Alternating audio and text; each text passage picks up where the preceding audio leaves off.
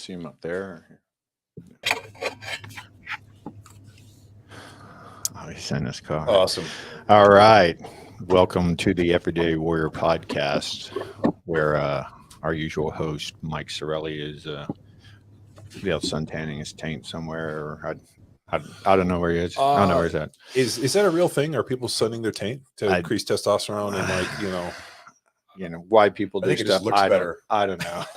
Well, it looks better for your friends. Well, the one thing is in yoga where you flip your legs over the top and you kind of get into that back bend position. I think that's at least what I'm picturing people doing, like just laying on your back, kicking your legs over. We used to call it brown eye to the sky, which is what my high school football coach used to call it. I don't want to picture it at all. Let's move on. So picture it, Parsley. We got BJ over here, Big John Welbourn.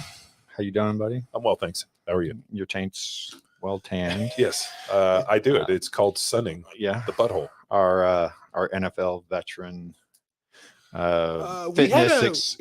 had an interesting conversation. I think veteran's the right way to go. Well, I played 10 years. Yeah, and I fought many wars, so technically I'm a veteran. Yeah, in the trenches. I mean, I think an NFL veteran is like they're right like sound. imagining wars in costumes. Yeah, in the trenches. But no, that was an interesting thing. I didn't realize that you had to have 20 years to be considered a veteran Navy SEAL retired. Retired. Yeah, and so technically, I'm not actually retired either, so that needs to be corrected. I was in for 19 years, so there's a story behind that. And we got Judd. I tried to get to 20, and they threw me the fuck out. We got Judson Kauffman here, our underachiever, who's going to row across the most dangerous passage in the ocean here in a few months. We'll see. How you doing, buddy? Yeah, doing great. Yeah, thanks. Training going well. Yeah, John here has got us loaded up with some pretty hardcore training. My Whoop tells me that I'm in the red today. Yeah. So got a long way to go. Yeah, I need to be sit in the down. red for the whole trip, I think. Well, I'd like to talk to the lady that we were on the call with. Yeah, and kind of understand, like, is there like a load this? So I kind of designed, obviously, training. We're just doing basic strength training, but there's also 2 to 4 hours, it should be 4 hours before, 4 hours after. We have to do our conditioning work. So I'm trying to vary between the C2, some outside ruck stuff, and then obviously some echo bike. But then, like, what's the appropriate load? Because obviously, like, we can't just go here. It's got to be like, it's got to go. Iron Maiden, caning, whatever. The beat down. Well, let's bring on the man of the hour, Kegan Gill. How are you doing, buddy? Good. How you guys doing? Good. So I met Kegan through a mutual healthcare practitioner. He was out here doing some hyperbarics and working with NUX and one of my doctor friends out here, Eleanor Womack, and got to meet this remarkable young man for lunch. And honestly, to this day, Kegan, I've thought about it every day since we had the conversation. That is the most amazing story I've ever heard in my life. Hate to put you on the spot like that, but first of all, I want to clear up something. I know in our show notes we had you down as a Navy pilot. Is that correct? I thought you were a Marine pilot, and I messed that up. No, you're right. And thank you for the massive compliment coming from yourself and the people you've worked with in your line of work. That's a massive compliment. So thank you. Yeah. So just for the listeners, for this guy to say this is the most amazing story he's ever heard, because I've already heard some pretty amazing Parsley stories. A lot. So Doc Parsley was a SEAL. He's been a doctor. He's been around the block a few times. And y'all are going to agree with me. You're going to be floored. So Kegan, I'm building up. I'm going to try to keep the pressure off you. So I'll give the wave top and see if you can correct anything that I'm inaccurate with. But from what I remember on our story, you were pulling about 7 Gs. At the speed of sound, you ejected, which is a 0% survivable event. Your body was destroyed. You hit the water. You drowned. Were saved, brought back to life several times, and then there's a whole life story that goes on past that. But is that the basics of that story, right? That's the nutshell of it. Okay. but I'd be happy to get into more detail. Let's with talk you. about just tell it to me the way you did when we were having that delicious barbecue at the county line. No sponsor there. Great view. Great queso fries with pulled pork. Anyway, You got it. Kegan, let's hear it, man. So tell us about the day. I remember setting up. There's the feeling of the day around the sharks and the weather and what y'all were doing, the danger, what was involved, and just like let's run us through the You events. got it. Of the physical destruction of your body. Yeah, so I was a junior officer in VFA 143, the Puke and Dog, stationed at NAS Oceana out of Virginia Beach. I'd been in the squadron for about 8 months. Before that, I'd done 3.5 years of flight training in the Navy to get to that spot. So I was a winged aviator. But as you quickly find out when you show up at a fighter squadron, I'm sure it's probably similar in the SEALs. You guys get your trident, we get our wings, and we show up and we realize we still don't know anything.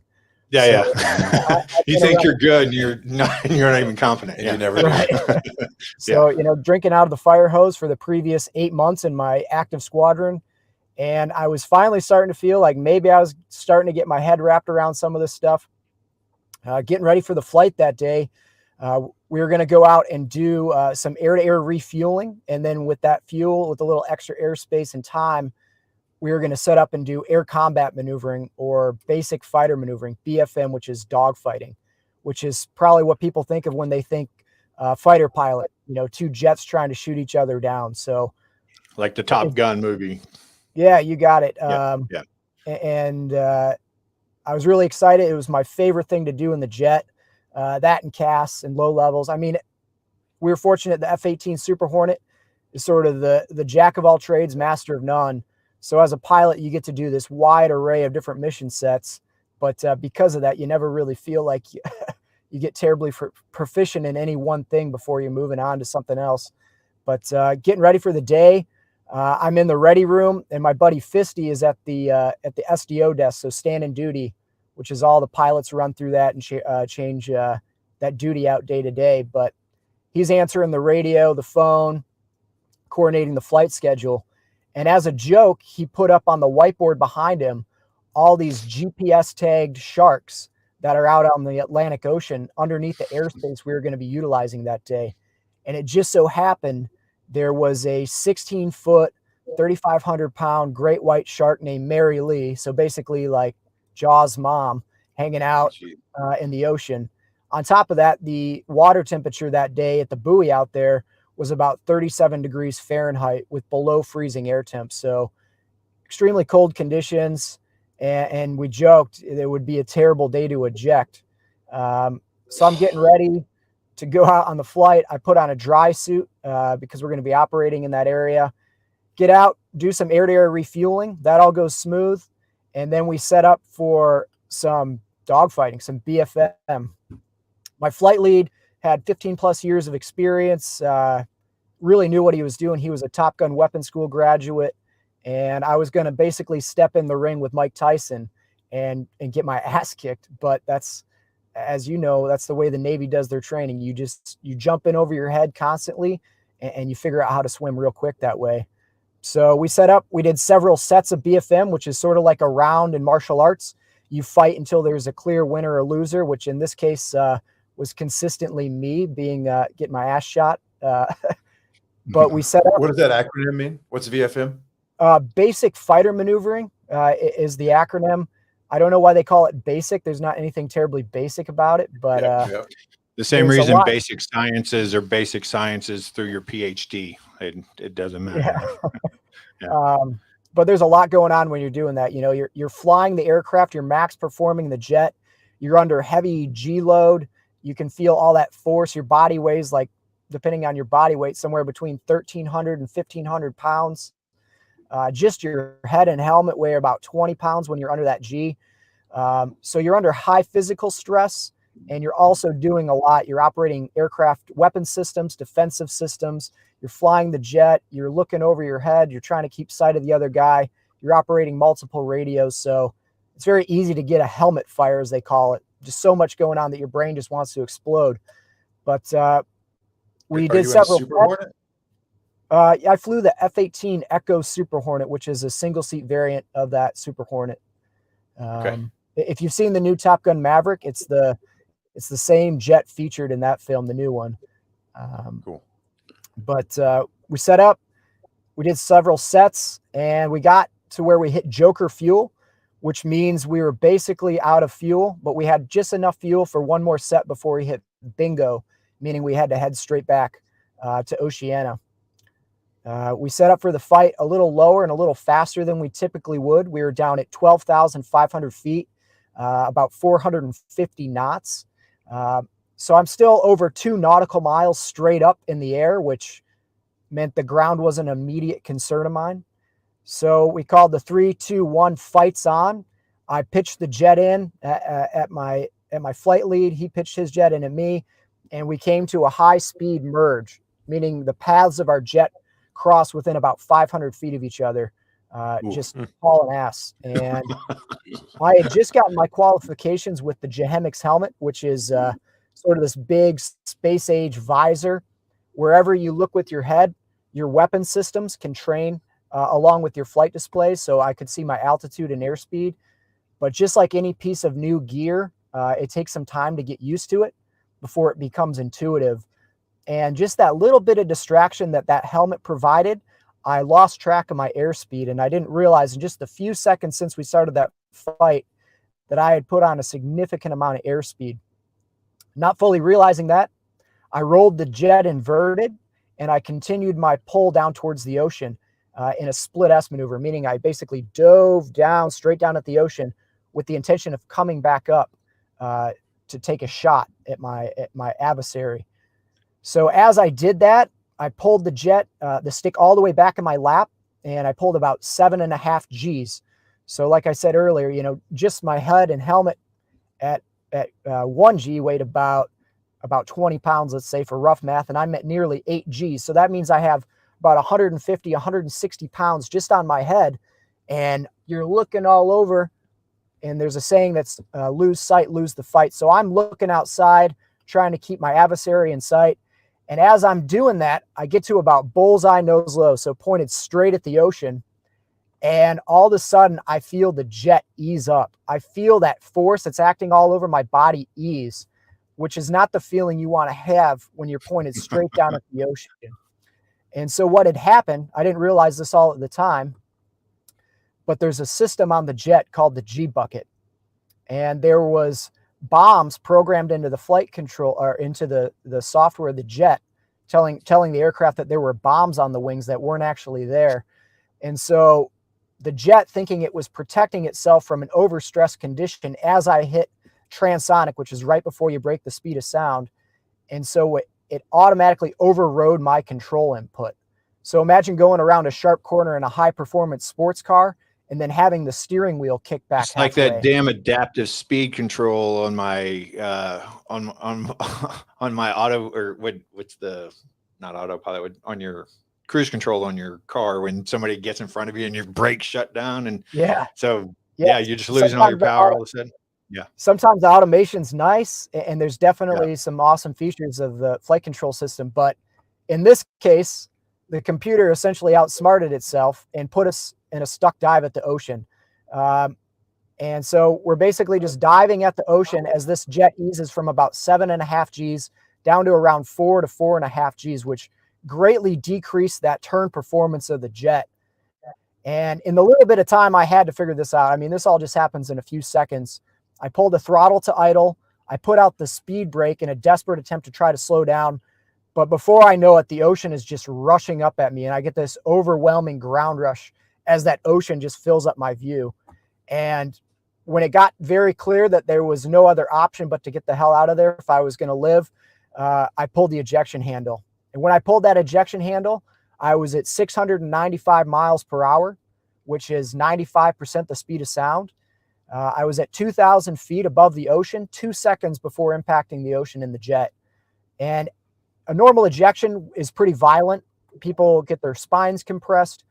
You get flail injuries from your arms whipping about.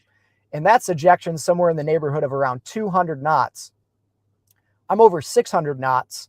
And the effect of that was just devastating my body. It was the equivalent of hitting a freaking explosion with my body. If you stick your arm out a car window going down the highway at about 70 miles per hour, you felt about 1/100th the force that was acting on my body from that parasitic drag. So basically, just an explosion. And at that force, it ripped my helmet off, gave me a TBI. It smashed my face up. I broke my C1. I broke my left scapula, bilateral humerus fracture. So both my upper arms from flailing. I mean, my arms are just ragdolling. My right humerus tore through my brachial artery in my right arm, causing rapid internal bleeding. My left forearm shattered the radius and ulna, also severing the median nerve. My spinal compression and my arms flailing did serious damage to my brachial plexus, which is the nerve that essentially controls a lot of your upper body. My legs were flailing so violently that the steel-toed boots on my feet essentially acted like maces, smashing open my tibia fibulas in both lower legs, shattering. Chunks of my bone are falling out. I ejected so fast that a lot of the flight gear on my survival vest ripped off. My dry suit shredded off of me. I mean, this force almost ripped the clothing right off of my body. And by the time the ejection sequence initiated and completed to get me out of the aircraft, it takes about 0.4 seconds. At that point, I was at 1,500 feet above the ocean. A second and a half from impacting the ocean, that parachute had enough time to deploy and slow me so that I didn't die on impact with the ocean.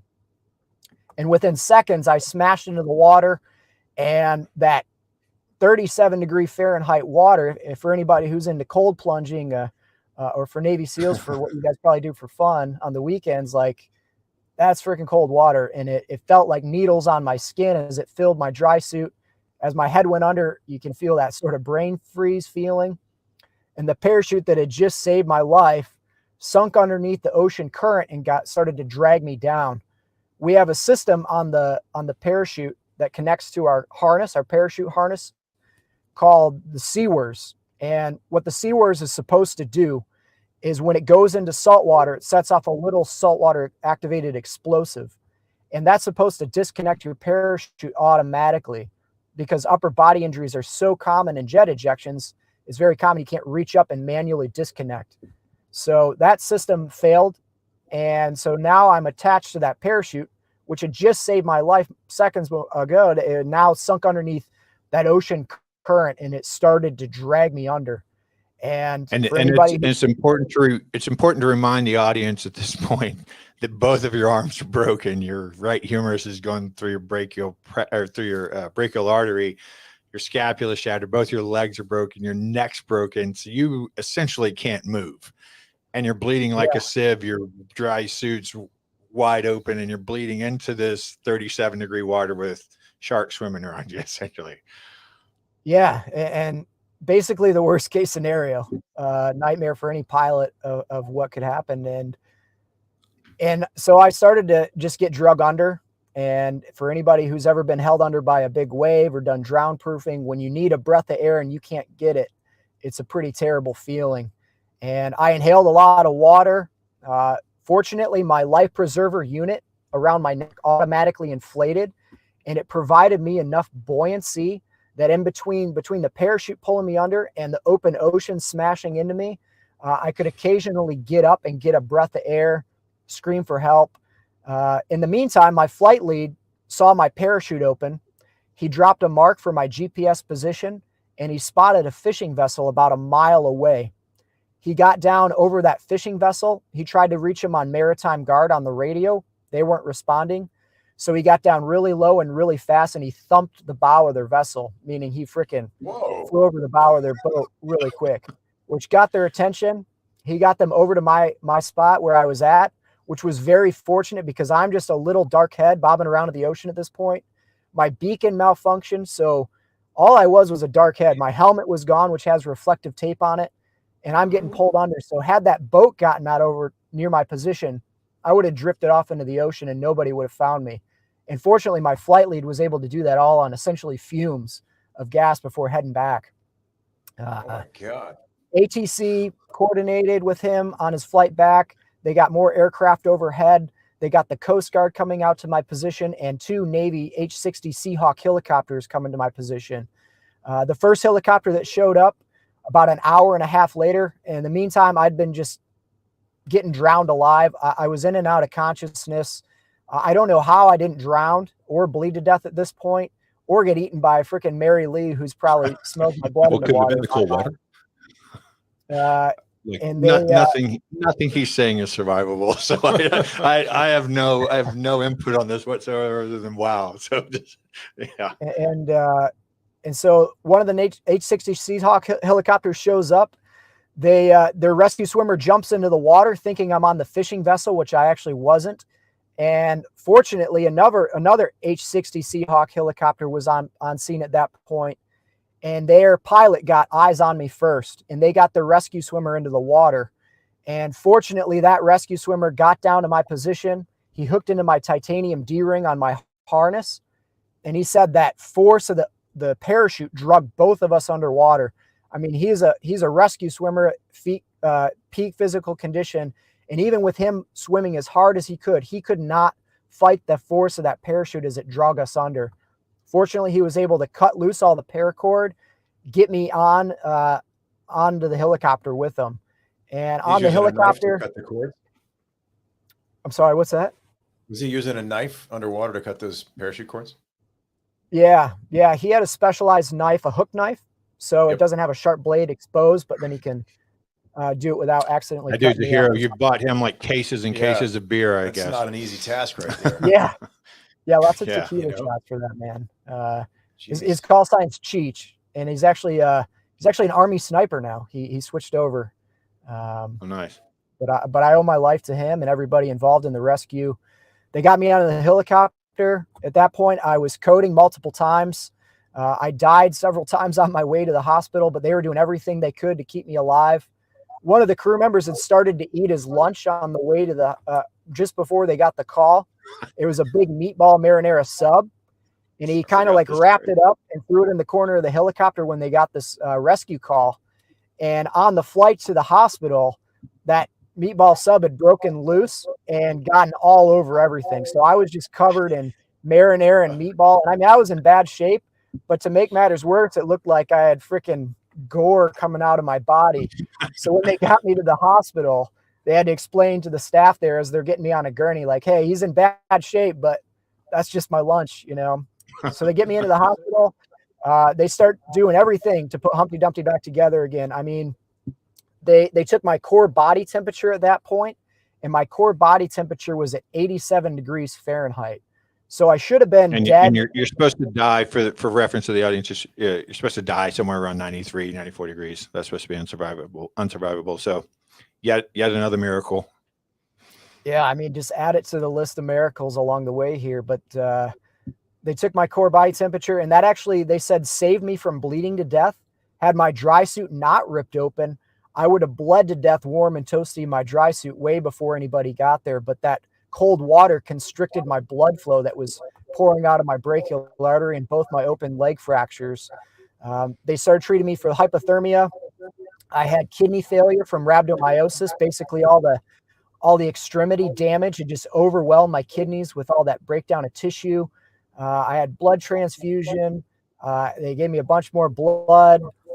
They pumped water out of my lungs. And once I was semi-stable, they induced a coma. And I spent the next week undergoing over a dozen trauma surgeries, from fasciotomies on all 4 extremities, which saved all 4 extremities from essentially being amputated. Otherwise, I would have been. So for the audience, I'd like to explain that real quick. Your muscles are wrapped into tissue called fascia that doesn't really stretch well, and so if you bleed too much into the muscle and it's held in by the fascia and the blood pressure keeps building up in there, you essentially kill all of that tissue. It essentially becomes one big blood clot and necrotic. And so lots of people, people can get overuse injuries. Is that like compartment syndrome? Yeah. So it's basically like body compartment syndrome. Exactly. Yeah. So he has compartment syndrome in His all whole 4 body. limbs, All 4, his whole body. Yeah. Everything except his torso. Yeah. And and people run marathons and overuse that and get too much blood in there, and they have to have fasciotomies. But so fasciotomy across your entire body, again, like just an insult that would devastate almost everybody, everyone's physiology. But yeah, keep going, Kegan. Yeah, I mean, I think what really saved me in a large part was, I mean, a lot of things, but as far as the physicality of it all, fortunately I'm a short guy. At that time I was about 5'7", 180 pounds. I was into Olympic lifting and CrossFit. So I was short and stocky and strong. And I think that saved me in a lot of ways, undergoing all that trauma. And anyways, I spent a week. They rebuilt my skeleton. I had intermedial rods put in my humerus in both upper arms, both my tibia and my lower legs. So these big titanium rods inserted into the core of the bones. My left forearm was put back like together. Wolverine. Yeah. If you see my X-ray, it looks like freaking Wolverine. Although with the budget cuts, they skipped out on the blades, but that's all right. But yeah, it's almost like science fiction if you see my X-rays now. But once they got me back together, they started to try to get me out of that induced coma after the week, and I just wasn't coming to. And so I spent the next week in a non-induced coma. A lot of my squadron mates came in to see me. My family's there, and they're all just sort of, the morale was really low until somebody kind of piped up and was like, he's a scrappy motherfucker. He'll be fine. And that became my call sign. They shortened it down to SMURF. And because it's the Navy, you have to have a politically correct cover story, which is because I'm a short guy that turned blue from hypothermia. But now you know the real story behind it. After another week in that non-induced coma, the lights just finally came back on. I woke up just completely dazed and confused. Hold on, sorry to interrupt you again, but No. I believe the medical staff was telling your colleagues and your family that you were toast, right? That even if you came out of this, you're going to be brain dead. You're never going to walk again. Like all the stupid shit doctors usually say, right? Yeah. I mean, they were just trying to prepare them for the worst, I guess. And fortunately they were wrong. And as I came to, I thought the blanket over me was made out of lead and was tied down because I could not budge, but it was because I was paralyzed. My whole body, my arms and legs were all vacuum sealed. I had these huge fasciotomy wounds. I had nearly 200 staples and sutures holding me all together. I looked like freaking Frankenstein. And the doctors eventually came in and they said, hey, here's kind of what happened. At this point, I'm still so mentally out of it between all the pain meds and the brain injury. Like I did not understand why I was there or why I was in the hospital. I even remember telling some of my buddies in the squadron, hey, will you guys go get a wheelchair and just get me out of here? I'll be fine. And they're like, no, dude, you're gonna be here for a while. But the docs eventually came in. I don't remember what medical staff it was, if it was a physician or the nurses, but they came in and they started saying, hey, here's the reality. You're never going to walk again. You're never going to use your arms again. Your flying career is over. And, we're not trying to be mean. We're just trying to lay it out there. And in the back of my mind, I was just sort of like, I'm going to prove you all wrong. And every day it just became my mission to just do anything I could. And I poured all of my energy and focus into just trying to wiggle like my hips a little bit. After a couple of weeks, one of the nurses came into my room and I was able to scoot to the bottom of my bed, and she came in and I was sitting up at the bottom of the bed, and she was taken back the fact that I was sitting up. They then transferred me down to up to Richmond, Virginia, to the Polytrauma Center there at the VA hospital. And I spent the next 3 months undergoing every kind of therapy known to man, from vision therapy, speech therapy, physical therapy, occupational therapy, kinesiotherapy, aquatherapy, recreational therapy, you name it. Like they were throwing everything at me, as including a massive list of pharmaceutical drugs. I was on a concoction of oxycodone, OxyContin, tramadol, trazodone, amitriptyline, and massive doses of gabapentin. And Jesus Christ. Little by little there, I relearned how to start using my legs. I relearned how to start using my arms. And after 3 months, I could get around on a walker well enough that they let me head back to Virginia Beach, where I continued outpatient therapy, underwent more surgeries, and it didn't look good still. I mean, I had very little function, but I had some friends start to How work. many surgeries at this point are you estimated? Are we like around 20 surgeries at this point? I think 16 procedures at that point. I've had a few more since, but I think around 16 different surgical procedures. And I was also addicted to massive amounts of all these medications they were giving me for pain. And Yeah. And actually, well, obviously you had an oxycodone deficiency. Your oxycodone deficiency is probably caused by your oxycodone gland failing because of the injection. Yeah, here, have some of this. This will help complicate things for you. Yeah. And actually, the thing that of humor. Yes. Yeah. Looked like it. the thing that actually helped the thing that actually helped the pain, I had severe nerve pain, but they actually came in, this doc that didn't even look like a doc, just kind of like a long-haired hippie guy came in, and he had a bag of glucose and a little syringe, and it was called prolotherapy. And he injected these little bumps of essentially sugar water subcutaneously all around the areas where I had nerve pain.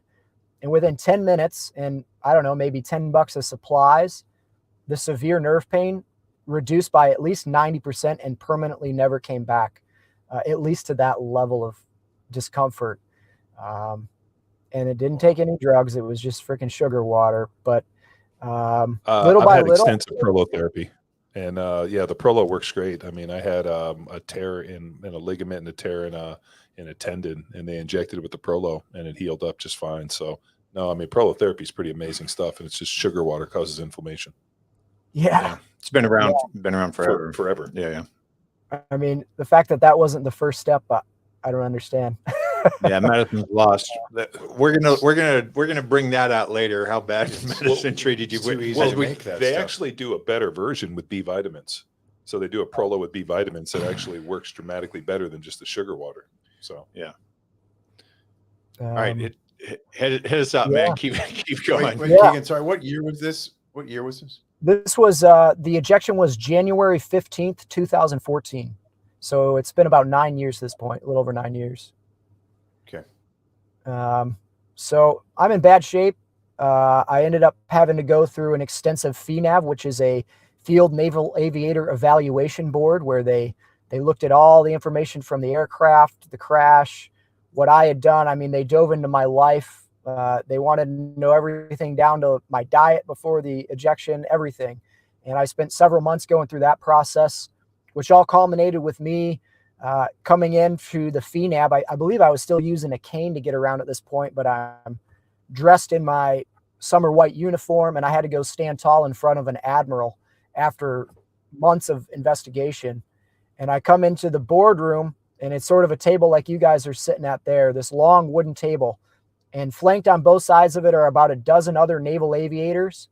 And they had done some preliminary questioning of me. But at this point, we're all standing there waiting for the admiral. As he walks in, we rise to attention. He tells us all to sit down. I sit down at the opposite side of this long wooden table from the admiral. And the only question he asked me is he looks across the table and he goes, "Lieutenant Gill, are you fearless?" And I took a moment to just think about what I was going to say. And I said, I don't remember everything from the ejection, sir, but I'm certain what little bit of padding there is on an ejection seat was puckered up inside me real tight. And he didn't smile. He didn't laugh. He didn't say a word. He just stood up and walked out of the room. And so I'm thinking, oh man, maybe that didn't go so well. But shortly thereafter, one of the other senior ranking officers called me into his room, had me sit down, and he handed me a lifesaver, a little mint. And he said, "Congratulations, you're going to head back and fly again."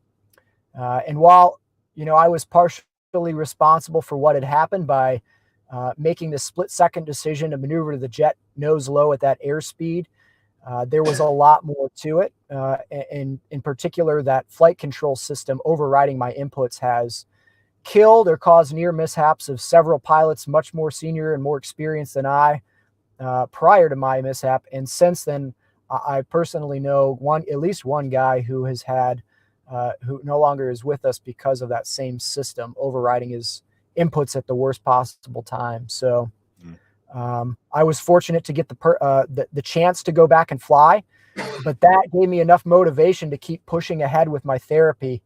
And while the clinical therapy was helpful at a certain level, what really helped me was I had friends working with me outside of the clinic. I had friends taking me out surfing. I could barely put on a wetsuit because my arms were still so weak. But we went out in Outer Banks and we were paddling out into like 10 to 12 foot surf, just getting I was just getting smashed. But just popping back up to the surface after getting held down, it was like overcoming those fears. My buddy Spicoli took me out downhill mountain biking. Jeff?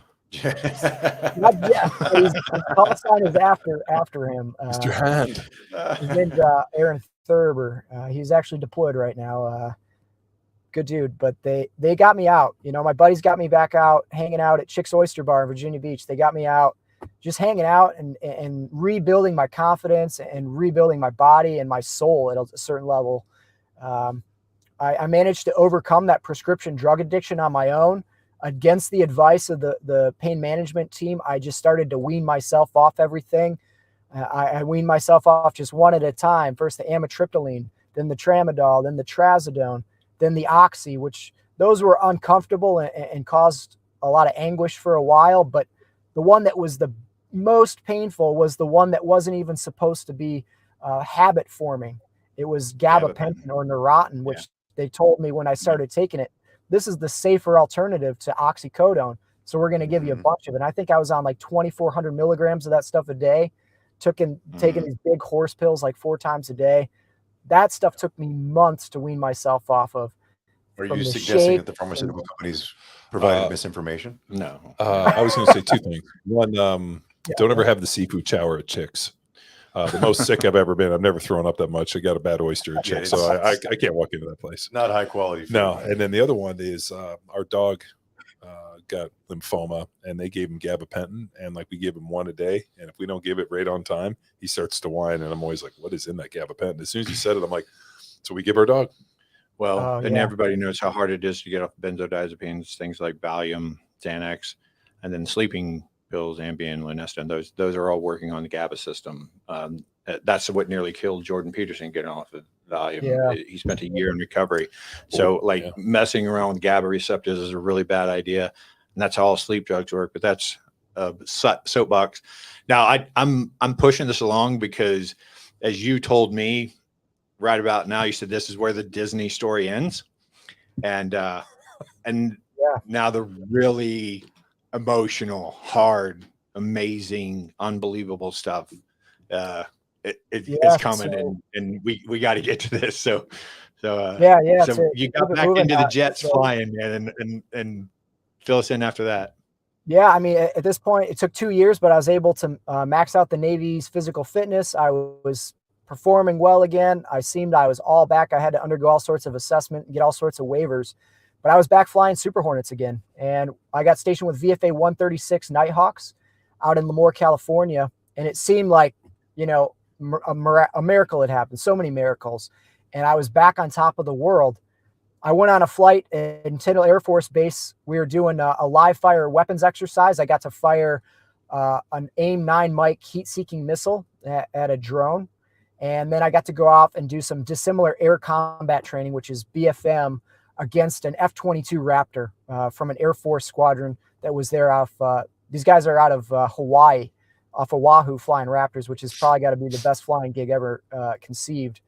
But anyways, I came back from that flight, and in the debrief, I was watching my tapes, and I realized I had these huge gaps in my memory from the missile shoot, which was concerning. I remember fighting the Raptor very vividly. It was one of the coolest things I ever did, seeing that thing with its directional thrust. But I went back home that night. I just thought maybe I just needed to sleep it, or not back home, but back to the hotel room we were staying at. And I couldn't sleep. I went in. I was just on duty the next day, so I wasn't flying, just answering radios and phones and coordinating the flight schedule. And as the day progressed, I just got feeling worse and worse. And that night I got back to my hotel room. My anxiety was spiked. My insomnia was there. Like, I was trying to set my phone for the alarm for the next morning because I had to get up and fly. and I couldn't do the mental math to figure out what time I needed to get up in the morning or how to set my alarm. There had been a number of issues with decompression sickness in the Super Hornet. We had a problematic pressurization system in both the Hornets and the Super Hornets that caused rapid decompression. And for divers out there, when you get decompression sickness, you can get it in your joints, which is type 1 DCS, which are little bubbles that form and cause pain. And there's type 2 DCS, which is when those little bubbles can form in your brain, which can do everything from causing symptoms like a stroke or aneurysm to even killing you. So we suspected maybe I got one of these bubbles in my brain. They rushed me to Mayport Dive Base, where I underwent a night of hyperbaric therapy. I started to feel a little better, but when I got back to Lemoore, they said, hey, you got to go see the flight doc, which after overcoming all of that and all the waivers, the last thing I wanted to have to do was go to medical, because that typically doesn't end well in those kind of fields. And anyways, I went in reluctantly. I didn't want to hurt or kill anybody or injure myself. And I knew something was wrong. I still couldn't sleep. I didn't have any concentration, focus. My memory was shot. And I went in, and before long, I had a delayed onset PTSD diagnosis. And of course, one of the first options they went with was more drugs. And the last thing I wanted to do was take more pharmaceutical drugs after my experience of withdrawals. But they painted that as the only picture, the only solution to maybe have a chance to get back to flying. Retrospectively, What year was this? This was 2017. Okay. And retrospectively, I had classical symptoms of an unresolved TBI or brain injury. But unfortunately, everything got bit off on this PTSD diagnosis, and they started throwing a bunch of drugs at it. And it worked initially to mask the symptoms. That the drug they gave me was called quetiapine or Seroquel, which at low doses is used as a sleep aid. It's typically used It's an as antipsychotic. Yeah. Okay. So it's a heavy-duty psychotropic medication. And as time went on, I started to become paranoid and extremely hypervigilant. Started to feel like I was in the Truman Show, like everybody was an actor. Everything was fake, and everybody was watching me. As it degraded, I started to become full-up psychotic, and I went into psychoses.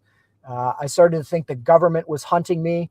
I started to hide from the windows in my house. It was I was having panic attacks just trying to go to the grocery store.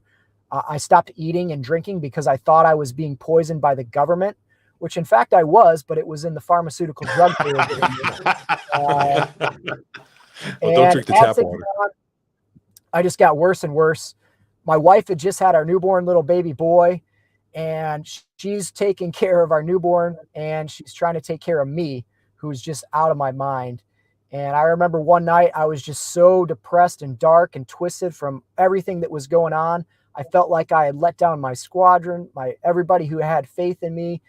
And I kept a Glock 19 in my end table by my bed. And I started to think, what's the barrel going to feel like on my teeth? What's the gun oil going to taste like in my mouth? And the only thing that kept me from going through with it is I looked over and I saw my wife and my little baby boy sleeping next to me, and I didn't want to wake him up. So I closed the end table and I tried to go back to sleep. But I spent a long time in bad places. Sometimes the psychoses were really exciting. I thought my wife was Carrie Matheson from the show Homeland. She kind of looks like her. So I thought she was this secret agent that had been sent to save me. But before long, I had to go through a medical board to be processed out of the military, which is essentially the bureaucratic equivalent of the Indiana Jones Temple of Doom. I mean, the whole process is riddled with booby traps to derail veterans trying to get help through that, to get a medical retirement.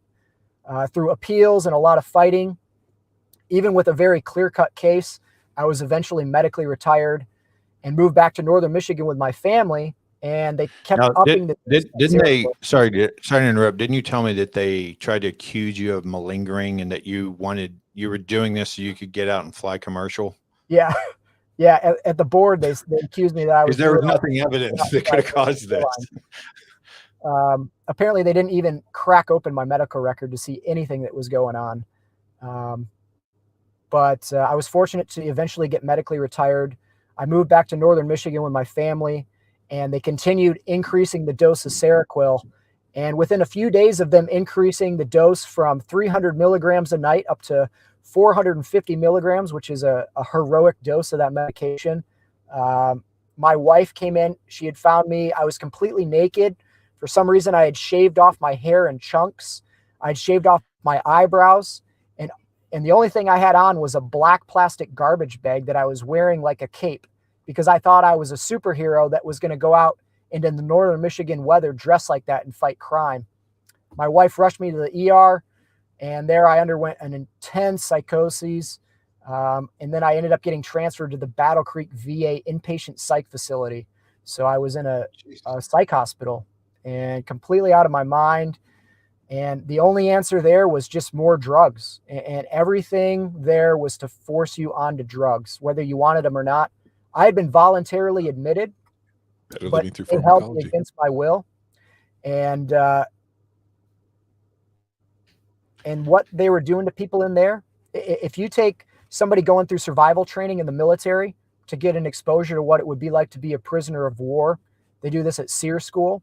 The things they can do to people is they confine them, they sleep deprive them, they don't give them nutrition, they don't let them go outside.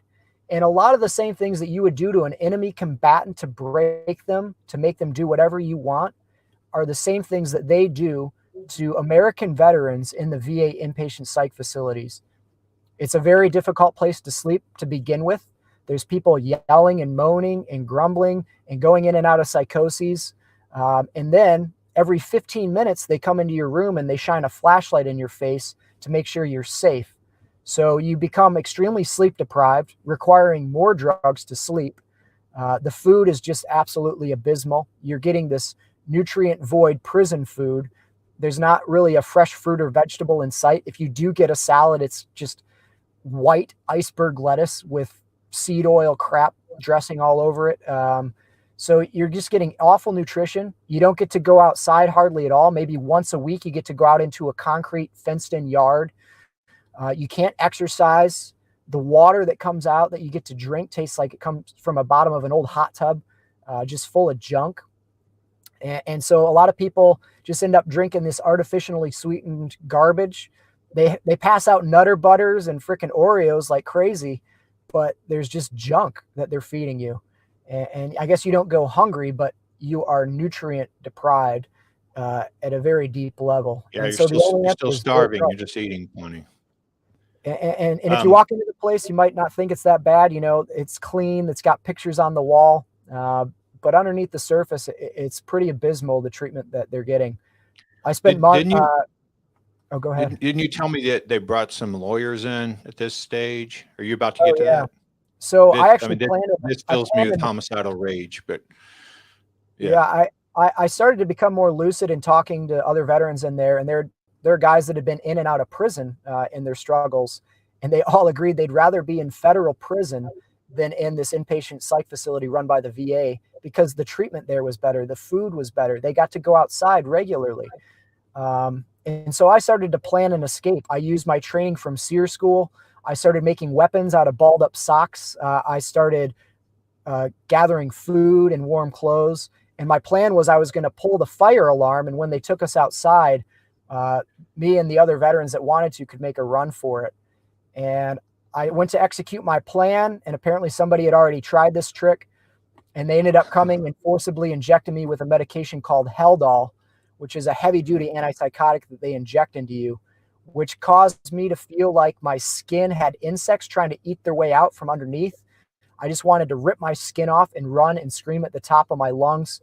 If you've ever seen a movie or TV show about psych facilities and you see somebody just freaking out like they're undergoing an exorcism and trying to tear their skin off, that's probably because they just got injected with Haldol. But after that, they just started drugging me. And I was drooling on myself literally when they took me into a room to sign a bunch of paperwork. I had no idea what I was signing. The soulless lawyer that was in the room that was supposedly supposed to be representing me ended up, that paperwork stripped me of my constitutional right to bear arms, and it labeled me as permanently mentally defective. So now if I get pulled over by the police, I come up in the law enforcement information network as if I had committed a felony. So I was an American veteran that went in to try to get help through the VA system, and I ended up getting stripped of my constitutional right to bear arms. I ended up getting drugged against my will and confined against my will, and witnessed And some pretty. you're on the no-fly list too, aren't you? Did you tell me you're on the no-fly list? I'm not on the no-fly list, but it's going to be a serious uphill battle for me to overcome that mental defective label that they put on me. Right. So, things seem pretty hopeless. Eventually my family got me out of there, and I started to seek alternative methods of healing. I started really improving my diet as much as possible, getting regular exercise, just being outside helped. And what really turned the tide for me was I read the book How to Change Your Mind by Michael Pollan, and I discovered psychedelic healing. And I underwent a psilocybin mushroom retreat, and that started to change the tide. And to use Michael Pollan's analogy, it was like a fresh snowfall over these ruts of negative emotions that I had been through. And it sort of filled in these gaps. So I had this fresh powder that I could take new lines down the hill on my skis in my life. And little by little, I started to get better. Eventually, I found Heroic Hearts Project, Warrior Angel Foundation, and they started to do a lot of what you do, Doc, which is they actually did a real blood test. They looked at my physiology, and they started to see all these signs of TBI and all the damage and havoc that does to your hormone imbalances. And anybody with imbalanced hormones is going to have a lot of issues, including sleep problems, cognitive dysfunction, mood and dysfunction. And once those things actually finally started to get addressed, along with a psychedelic retreat down to Peru through Heroic Hearts Project, this combination of things really started to turn the tide for me. And I discovered this whole world of alternative modalities that are incredibly effective, yet they're being intentionally suppressed and oftentimes made illegal by the powers of the pharmaceutical industry. Yeah. So when I saw you were out here doing hyperbarics, I know you're working with Dr. Womack for some peptides as well. As you said, you're on hormonal modulation. And I can attest to, if I had met you and not told it, and you'd not told me the story, I would never had any idea anything was ever wrong with you. I mean, you present yourself as completely healthy. You move naturally. You obviously speak naturally, normal affect, all of this stuff. So you seem, to somebody who doesn't know you prior, you seem 100%. Where would you rate yourself as far as, how close to the pre-tragedy Kegan are you? So in the past about a year and a half, 2 years now, I've gone from drooling on myself, barely able to do the dishes, miserable, depressed, just grumpy to be around, on the verge of divorce, to now I would say I'm about 85%. I certainly have some physical limitations from the nerve damage, some weakness, and mentally I still have issues. It's not exactly a linear path to healing. I have good days and days that are not as good, but at this point I completed the Margie Gessick, which is an ultra distance mountain bike race this past fall. I'm writing a book. I've been motivational speaking and podcasting. And for somebody about a year and a half ago that could barely put a sentence together or barely read a paragraph, the changes that I have seen in this short period of time have been miraculous. And I hope more people can gain access to the modalities that I have been fortunate to come across, and a lot through generosity of folks like Clay and Eleanor Womack that put me in touch with you, Heroic Hearts Project, Warrior Angel Foundation, Defenders of Freedom, the Resiliency Brain Clinic, 62 Romeo. I've been so fortunate. No Fallen Heroes actually just took me this spring down to Costa Rica for Iboga treatment. I've had incredible life-changing experiences for somebody who shouldn't be here at all. And at best case, I should be paralyzed still, but I'm starting to be able to function at a higher level, both physically and mentally, through these alternative modalities and lifestyle changes. So if I have this right, so we're talking a year and a half, so to late mid 2021 or maybe early 2022. So from 2018 till then, pretty much a battle for your life. Oh yeah. I mean, from that point that I was going into the psychoses on the psych meds they were giving me for years, I was a mess. I mean, it did serious damage to my family seeing me like that. And we're still healing a lot of that and the aftermath of that. But it's so good to have hope again and see. Do you have fears that this is going to come back, that maybe this is a temporary and I really at first, when I started to get better, my wife was incredibly fearful that I was just being manic and that I was going to go back into that cycle again. But it has been long enough at this point that I think that this has been a serious permanent change, and time will tell, but I really believe it was those psych meds that were pushing me over the edge. I believe that too. No doubt. And I've talked to so many other veterans, a lot of guys in the SF community that you've worked with, like yourself, and this is not an uncommon theme. I heard something like 90% of people that get put on these psychotropic medications have severe adverse reactions, but it just gets buried. And unfortunately, no matter how good the people at the VA are, how well-intended the physicians and the staff are, at the very top of that VA system, I've talked to an admiral, a 30-plus year admiral who's a flight surgeon, who's been in the board meetings for policy decisions. And at the end of the day, the pharmaceutical industry sets the policies at the VA. Right. And they organize the training, right? Yeah. It's the pharmaceutical companies that are educating the doctors at the VA on what to do. Well, the pharmaceutical industry in a circular manner, we could discuss on another podcast. They actually dictate the training of medical doctors in America. So like what you learn in medical school all the way through internship residencies and further on algorithm. We should do a podcast on that's that. all dictated by the pharmaceutical industry. Just to give you how messed up things are, when we were doing all that work at Fort Bragg, one of the issues we were running into was these kids had terrible fatty liver and renal failure and all this because they're consuming pre-workout and drinking 27 Monsters a day.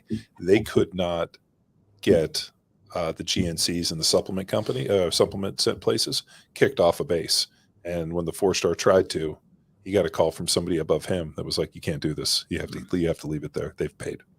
And so he's like, "It's killing these kids," and we're basically having to do them. They're like, "Yeah, no, it's not a problem." So Kegan, I think this might be an obvious answer based on what you said so far, and I know this is a huge what if, and there's a million things you could say, but just to the best of your ability, if knowing what you know now, if you knew someone else was going to go through this, what do you think the military could do to improve this process? Is there any sort of big mover that you could say, well, if they just did this or that would catch 60 or 70% of this or something? Oh yeah. I mean, for one, I think something that could be incredibly powerful for everybody in these sort of communities, be it SF or the strike fighter community. If guys could come back from a deployment and spend a couple weeks or even just a week where they get one of these reboots, where they actually, like you did in the SEAL community, where you actually get a legitimate blood test and you get those things assessed and you get sort of these tune-ups and you do a lot of preventative measures. And the stress and the hardship of those jobs isn't going to change, but we could do a lot to be proactive, vice wait until things snowball out of control. And then when we do to our equipment, we can actually do a little PMS, a little preventative maintenance scheduling on our people, just like we do equipment. And I was fortunate to go to a resiliency brain clinic in Dallas, and then also ATX hyperbarics there in Austin, and do these therapies. And you could have these sort of things on every military base, and the return on investment for keeping the people with experience in. I mean, I don't know how many millions of dollars went into my training or how much it costs to train SF guys, and it's got to be huge. And if you just did a little bit to take care of them, you would extend their careers, you would improve their performance, and it would be all around a win for everybody except for the pharmaceutical industry that is preying on guys. That's a big exception, man. That's a big exception. There's lots of trillions floating around on that. I know. Just 2 quick data points to get a SEAL through the pipeline. Just checked into his team. Not even the specialized training you get when you're a new guy in your platoon. That's 1.5 million. Wow. Just to get a guy to show up at his SEAL team qualified. And in 2012, a friend of mine was working for an accounting firm in DC, and they audited the VA. And at the end of this 1.5 year long audit, they sat down with the VA administrators and they said, look, your system is so inefficient that if you guys offered every single transitioning veteran either A, continued health care for life through the VA, or B, $1 million check right now, if they all took the $1 million check, we would save money as taxpayers. The VA would save money. And they said no. Of course. Well, a lot of them would piss that money away. So which would just help the economy and the local drug dealers and hookers. but then they'd still need medical help. Yeah, but then you know what? Then at when you spend your last dollar, they're like, and now it's over for you. It's time to lay At down. least you could pay cash for a tattoo instead of financing. Yeah. So, Kegan, what are you working on now as far as are there any things in the horizon that you would like to do that you don't have access to or don't know maybe problems you have that you don't have solutions to or anything that you're working on that we could help you with or the audience could help you with that anybody could help provide support to organizations that you think are making a big difference for you and other people. Is there anything out there like that you're really moving towards or that you're passionate about? Yeah, I mean, I think something that could be huge is to start pushing for a preventative medicine program for the strike fighter community. I think that community could use it extremely bad, the way that you've kind of stepped into that role for the SEAL community. But anybody out there who could potentially be interested in getting something like that started, I would love to help lead that charge to help my brothers and sisters in that world, in the job and the hardships they go through, the physical stress and the just constant chronic stress they're dealing with. I think that could be incredibly powerful and increase the power of our U.S. military and help them in so many ways. Some other things, if people want to support this sort of stuff, I've already mentioned a number of these organizations, from Warrior Angel Foundation, Vet Solutions, No Fallen Heroes, Defenders of Freedom, 62 Romeo. There's a number of nonprofit organizations out there that are already doing a lot of these things to help. And so supporting those organizations can definitely help veterans on the back end of their military service kind of come out of a dark place, because there are a lot of veterans trapped in a really bad spot, and they're not getting good help. They're going for help, and they're getting pushed into a point where you see these massive suicide rates. So, I feel this calling to help raise awareness about these things and speak about how bad it is. I'm writing a book right now. So maybe you guys will see that on the shelves here before long once it gets through the editing process. But just raising awareness. Any idea when that book will be out? I don't want to put a date on it because I don't want to rush it. Ballpark? I mean, we talking 3 months, 6 months, a year? The next year or so. Like anything, it always takes a lot longer than you think. Sure. I want to really polish it and have it good to go. And I'm also going to have a lot of guides in there and resources, and I can send you guys some links and stuff if you want to put them with this podcast. For sure. Yeah. Anything you want to put, we'll share. So you shouldn't have survived the ejection. You shouldn't have survived the injuries from the ejection. You shouldn't have survived the parachute pulling you under. You shouldn't have avoided the shark. shouldn't have lived through the helicopter ride. You shouldn't have made it through all your surgeries and your coma.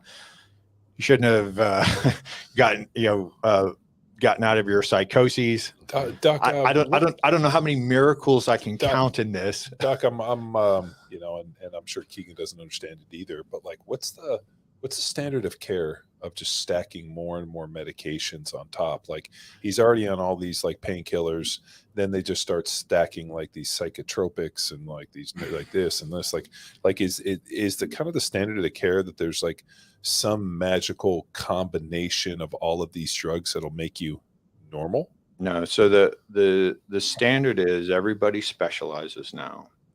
And so in their specialty, there's a handful of procedures and a handful of medications that work. And, you know, the neurologist working on his pain isn't the same guy. Orthopedics working with his bones isn't the same person as the psychiatrist working with his PTSD isn't. So everybody's got their mix. And then the internist is the unfortunate soul who has to figure out what out of these 17 drugs is causing the current side effect. And then they're going to try to put some other drug in there to block the side effect of that. And then, and what it truly is hubris. It's the unwillingness to accept that you don't know what the hell is going on. And it's the unwillingness to say, you know what, this guy isn't getting better. We've done something wrong. Let's rethink everything we've done from day one. Like, if we can pull him off of everything, or like, let's get him down to 2 drugs and then see what we absolutely need to do. And then there's a lot of medical legal challenges. I mean, he's alluded several times to what I did to the SEAL teams, but that wasn't popular. You know, that destroyed my career. I was investigated and I was in a lot of trouble for a lot of time just trying to do quasi alternative things like IV vitamins. That was voodoo medicine. And so practicing outside of the standard of care and medicine, you lose your license.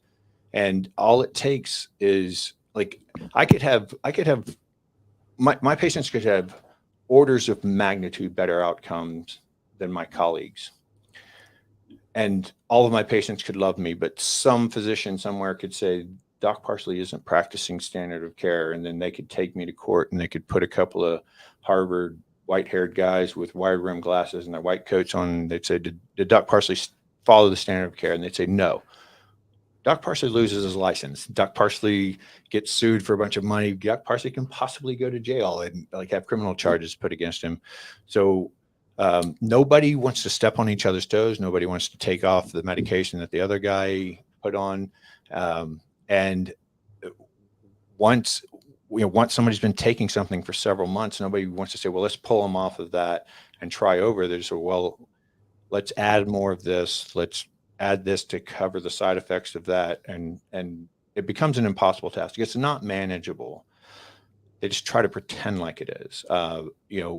Maybe with AI, they can get closer with this, but obviously this, my poorly presented joke earlier, none of this is a pharmaceutical deficiency.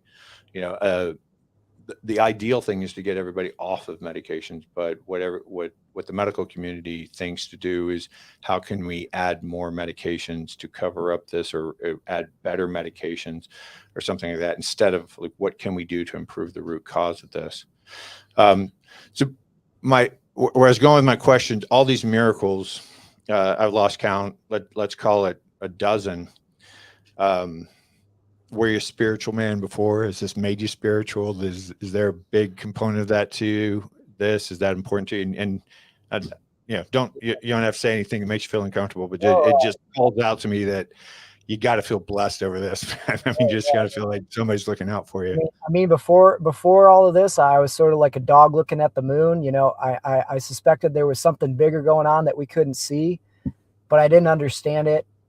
But through everything that has happened, through the trauma, through the survival, the miracle after miracle, and then sort of a spiritual awakening that these psychedelics help really provide, I have now just had my eyes opened, this interconnectedness, whatever you want to call that, God, divinity, the oneness, there's so many different takes on what that is. And I'm not here to judge whatever people want to call that or what their religious beliefs or spiritual thoughts are, but there is no doubt there is something else going on around us. And we only have five senses, and we kind of tend to disregard anything we can't perceive with those five senses. But there's so much going on around us we cannot perceive. But I have no doubt there is some magical goodness all around us. I'm with you, man. Some 100%. love that connects us all, and it's powerful to see it and feel and even everything I've been through and all the hardship. It's just been a tool and a teacher to bring me to be who I am now, and I feel I really have a purpose in life to help serve others and share my message and maybe move this forward and move that massive needle in a different direction, even if it's just a smidge. Is flying ever a possibility for you again, or is that opportunity gone because of the medical legal stuff? It'd be a stretch. I'd have to go through a long process to get a lot of these things overturned, and then it would be up to the FAA to eventually, I don't know how long the waiver period is after being on psychotropic meds, but it's probably 5+ years that I could potentially, and honestly, I don't know that that's really where my heart's at anymore. That was I understand. Right? I understand. But I've been really enjoying the speaking, sort of doing the speaking events, the podcasting, the writing, and how can people find you if they want to hire you to speak? The easiest spot to find me on is I'm on LinkedIn under my name, Kegan Gill, which is Kegan. The last name's Gill, Gill. And you can also find me on Instagram at Kegan SMURF Gill, all one word. So please, scrappy motherfucker, Gill. I was waiting for like at Thanks Pharma. Hey, here's to you, Big Pharma. Is your Instagram sponsored by Pharma? Is it sponsored by Pfizer? Fortunately, not. Do you remember years ago there was a movie called Orderlies with the Fat Boys? It's one of my favorite movies from when we were little kids. Right, the Fat Boys were like a rap group of these like fat dudes, and they were in a movie called Orderlies, and in it they were like dipshits that get this job to like go like work with this old guy, and they mess up and throw away all of his medication. And then all of a sudden he wakes up and he's like, I feel better. And he like went and lived his life and found out that like all the medication was making him sick and killing him. And then he takes the guy and it's like this, they have a good adventure. But like, I feels like this, like everybody I know, cause my buddy Kyle Turley, same thing. They gave him all these drugs. He wakes up naked in his closet with a gun and he's trying to figure out like, do I have to kill myself or do I have to tell my family I'm dead first? Like he's having this conversation in his head. And then he's like, wait a minute, what's going on here? Yeah. And like, he just went cold turkey off everything and was like, I'm better now. Like I was like, they just kept giving every time he went in. I don't feel right. Here, take this, take this. The next thing you know, you're like naked in the closet with a gun. Yeah. I was telling, sorry, I kept calling you Kegan. Kegan. I was telling Kegan. How dare you pronounce my weird name wrong? I know. Kegan, like a keg and? Yeah, don't come smurf me up, man. So I was telling him when I first met him, one of the most powerful experiences of my medical career was a medical retirement medical board like Kegan went through with a SEAL. And he's okay with me talking about this, as we've talked about it on podcast together. McCall Vega, who was he's fucking awesome. He's an awesome dude, and he has Vital Warrior organization. Yeah, and he's a good buddy of mine. But he came in my office. He was on 17 psychotropic medications. He had already had a stimulant-induced heart attack in his 40s. He was dark. He was moody. He was brooding. If there was ever anyone who's going to murder, suicide me, and it's like, this was the guy. Yeah. And he came to my office every damn day, and I was scared of him every damn day. And he came to my office for probably 6 months, and then he got out. And he was hating it. He was hating everything about his treatment. He was hating everything about how he was being treated at the military, the political process. He got out kind of against his will. And he just decided, you know what? A lot like Kegan, he's like, I'm not taking this anymore. And he literally threw away everything he was prescribed. He got on a plane. He flew to Peru. He met with a shaman. He lived with a shaman nude in the Amazon for 30 days, doing Kundalini yoga 8 hours a day. ayahuasca every third night. And then he comes back, and I saw him at, remember we used to have at Dick's Last Resort. We had those fundraisers every year for one of the foundations. God damn it. I love Dick's Last Resort. And he, I love that place. and he comes across, and he's sitting this far across from me with John. He comes up and he starts talking to me. And, you know, I'm the doctor for like 5,000 guys. So a lot of times I don't know who they are right away. And y'all know I'm with names. And who is he? And who is he? So I'm trying to get little cues. I talked to him for 45 minutes and I have no idea who he is. Yeah. And finally he said something and I went, his nickname used to be Hooch. And I was like, Yep. Hooch? And he goes, Parsley? who the fuck did you think I was? And I said, I have no idea. You still don't look like Hooch to He's a me. completely I'm different like, person. I don't know who you are. I cannot believe that's you. Everything about him looked different. His eyes were different. His voice was different. His His facial energy. expression, his energy. Everything. He had lost like 60 pounds. He was like completely unrecognizable. And so he tells me that story. And that was the only reason I ever considered psychedelics and plant medicines to be worth a shit. Like that's the only reason I ever even was willing to consider that a possibility.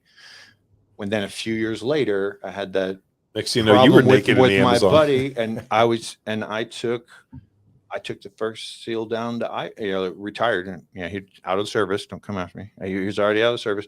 We took him down to Mexico he was the first guy to do Ibogaine, which led to that, the vets program and all that. That's right. But that was purely because of McCall-Vig. And when I brought McCall-Vig in, because I told my buddy, I'm like, hey, I'll go down there with you, but I'm nervous. Like I've read that this kills people. Like there are people who have died from Ibogaine, and I don't know what to expect. And so there's this guy I know who's done ayahuasca, which is kind of similar. Let's bring him in. And my buddy didn't want anybody around, but I talked him into it. And then in the car ride down from the train station in San Diego to Rosarito, where the facility was, Did you guys go to Puerto Nuevo? they start talking, and I was like, hey, McCall, what's your real name again? And he's like, my Hooch. real name is McCall. I changed it Hooch. legally. And I said, all right, fucker. Like, what was What your was name it? before you changed it? And then he tells me, and he said, you know why I changed my name, right? And I said, no. And he said, it's a contraction of my swim buddy who died in Afghanistan, Michael Koch. And so it's McCall. And my buddy looks up at him and he goes, I repatriated Michael Koch. So he had escorted him back Jesus. to his family, hometown, through his funerals, all the services. And I was like, oh, that's a coincidence. Yeah. Just randomly, just random. Yeah.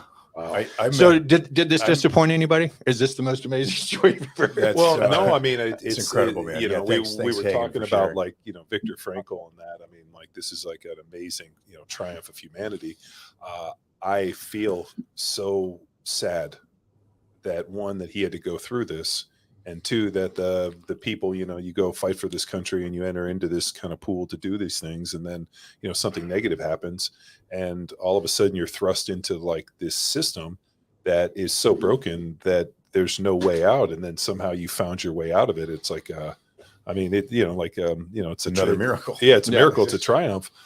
But like, the whole time I'm listening to it, I'm just thinking like, how many more of these vets are in this situation that don't get out? And then I'm like thinking, how do we go help these people? Right. And like, it starts giving me like, I don't know if you noticed, like I start having anxiety thinking about like, and and I'm not an anxious person anyway, but thinking like if this is standard of care and it's breaking and killing and destroying these people, and yet these guys have fought for our country and they come back and, we don't take care of our broken soldiers. Like, fuck, man, like that.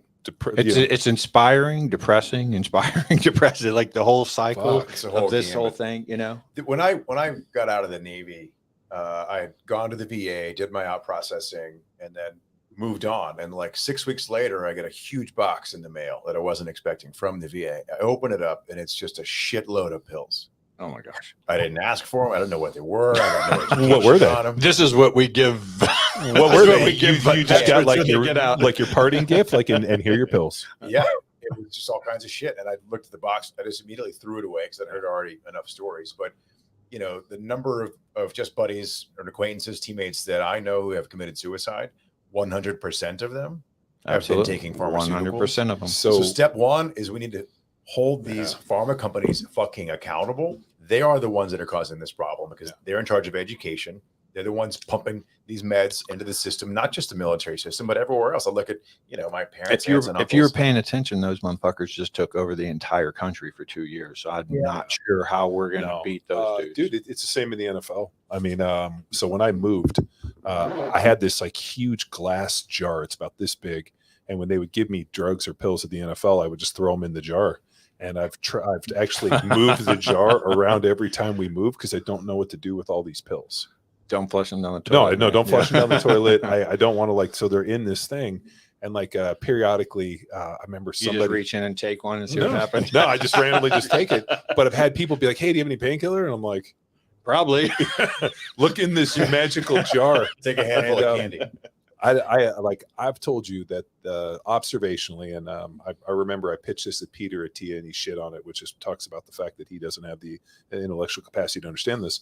That observationally, the guys that took the most amount of painkillers seem to have the most amount of problems today in the for former NFL players. Right. And so my whole thing was like, if pills are how you get through this, when you get out the other side, it's not a good solution.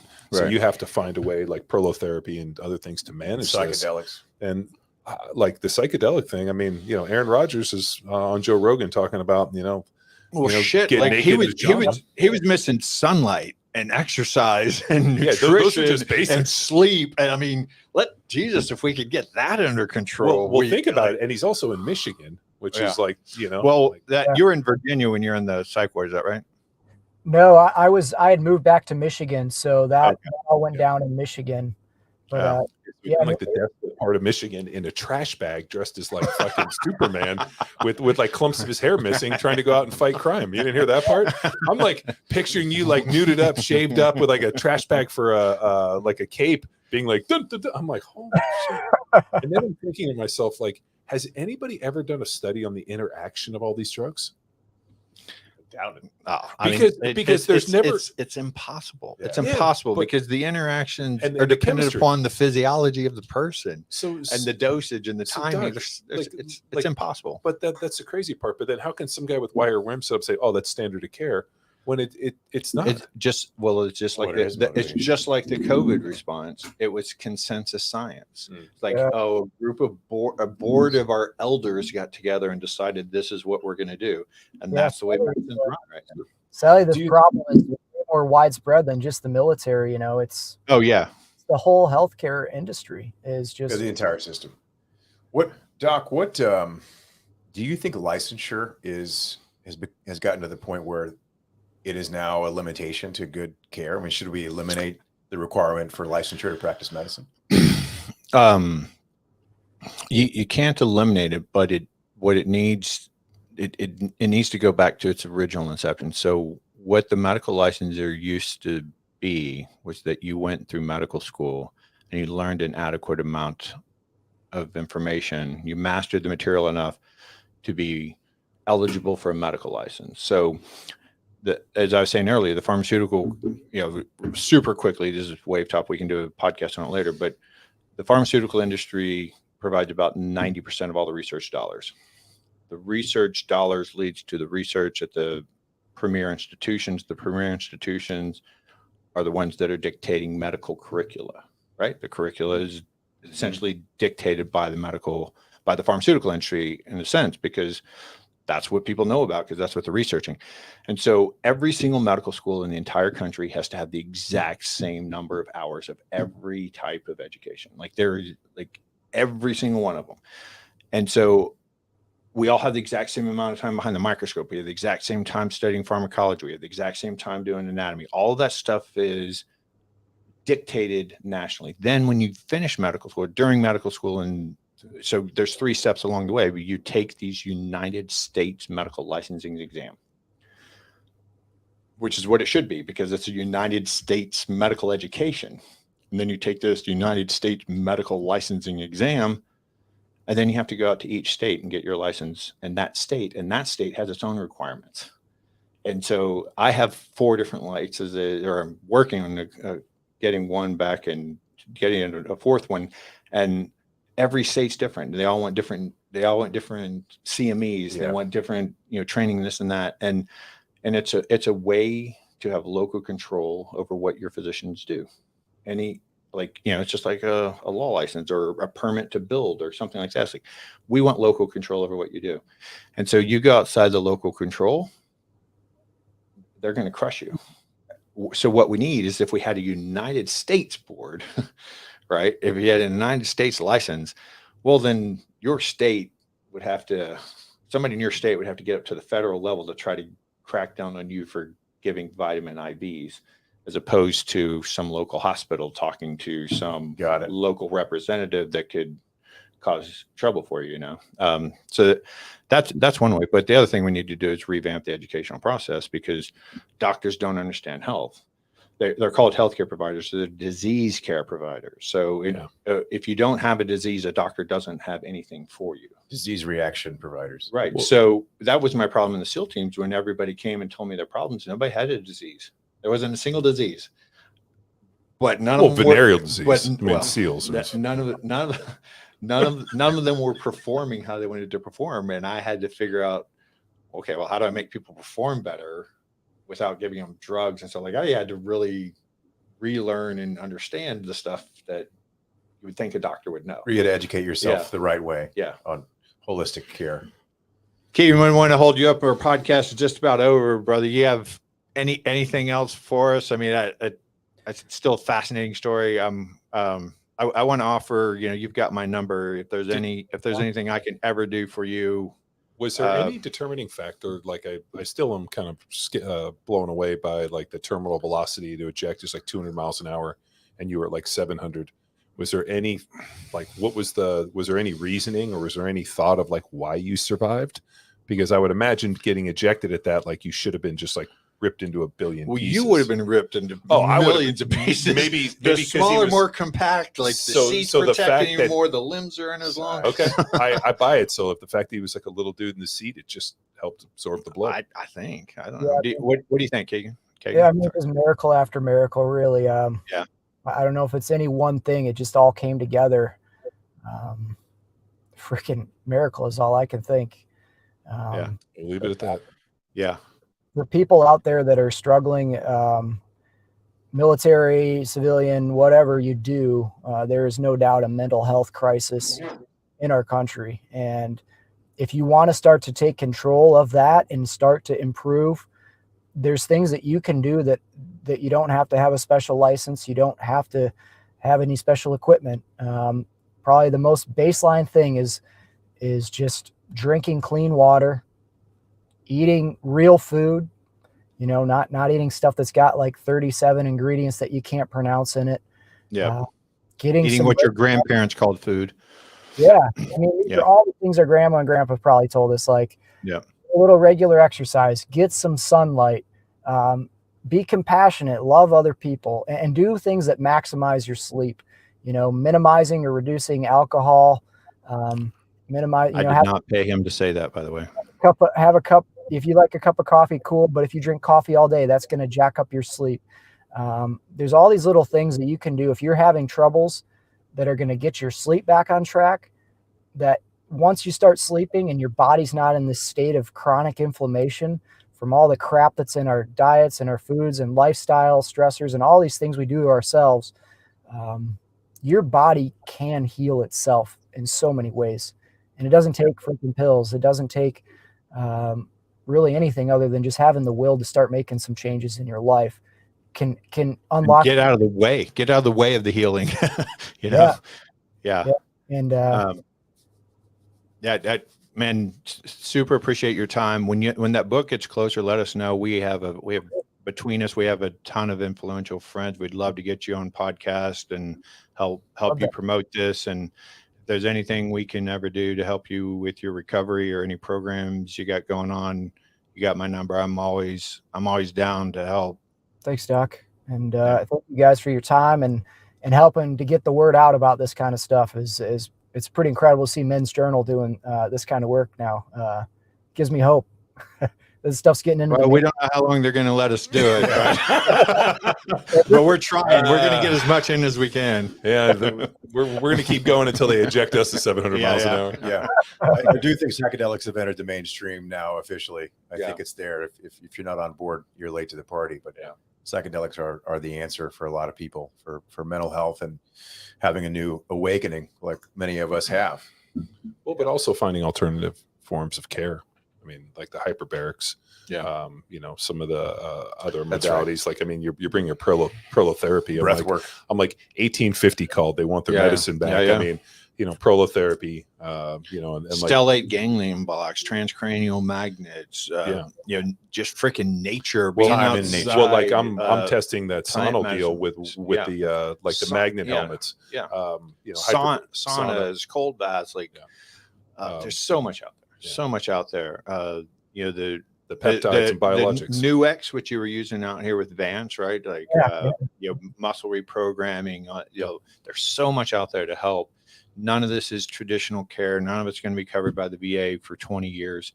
Well, but so the problem is what we're doing now is like the best we can do is just to keep pushing one guy by guy. Like, That's you right. know, if we can help Kegan, he helps another guy, and he helps another guy, and you know, maybe in our lives we make a difference. One step at a time. There is some hope in the VA. I know some guys down in Arizona that have been actually been able to receive ketamine therapy.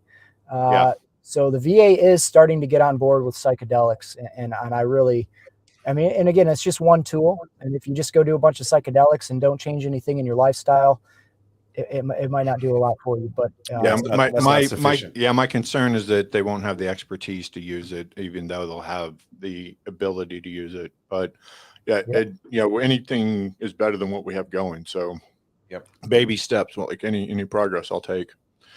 Anybody else got any saved rounds, alibis, anything you want to throw out? That's great, man. Well, Yeah. dude, thank you so much, and dude, best of luck, man. Like, Great. I just Amazing like story, fucking man. Virtual high five. Thanks for sharing, bro. Yeah, you made us all feel let's- like sissies, by the way. Yeah. Like, No, I would have been dead. None of us have any problems. Like, our lives are perfect. well, thank you, guys. Appreciate you, brother.